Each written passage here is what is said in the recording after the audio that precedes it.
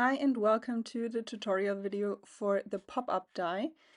You start by cutting both of these dies once from white cardstock or any cardstock that is needed, and then you can fold the smaller piece just like this, folding all of the creases in the same direction.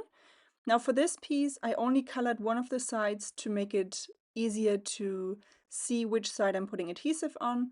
So the purple side is the back side, and you can start by folding this piece along the long straight edge, and then we will fold the other two diagonal lines in the same direction.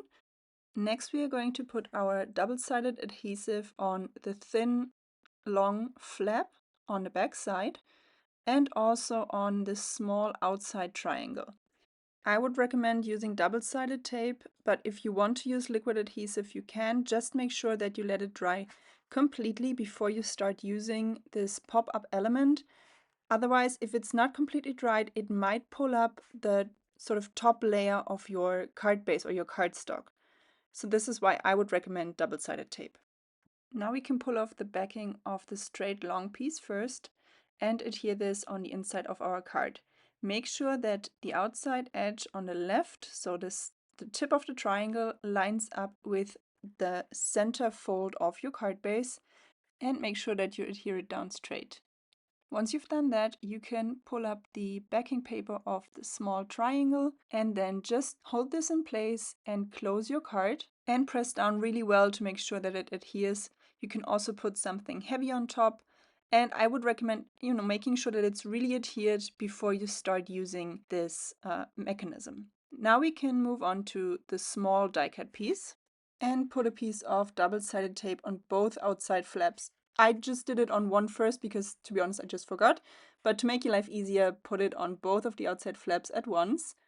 And then you can adhere the shorter flap on the underside of the pop-up mechanism, lining up the first fold with the outside edge. And then you also adhere the other outside flap underneath, so on your card base. And if you do it like this, so just pressing down the card base, it's really easy. Or you can just take the outside flap and make sure that you line it up with the part where, in this case, the purple element meets the card base. And then you can adhere your die cut element on top of this little pop-up piece. If you are using a larger die cut element that you want to move, I would suggest die cutting the smaller piece a second time and then adhering it next to the other one so you have a little more stability for your larger die cut. Now you can add adhesive to the short part of this little pop-up element and adhere your die cut piece by pressing it down really well, and then it's ready to use. Have fun with it!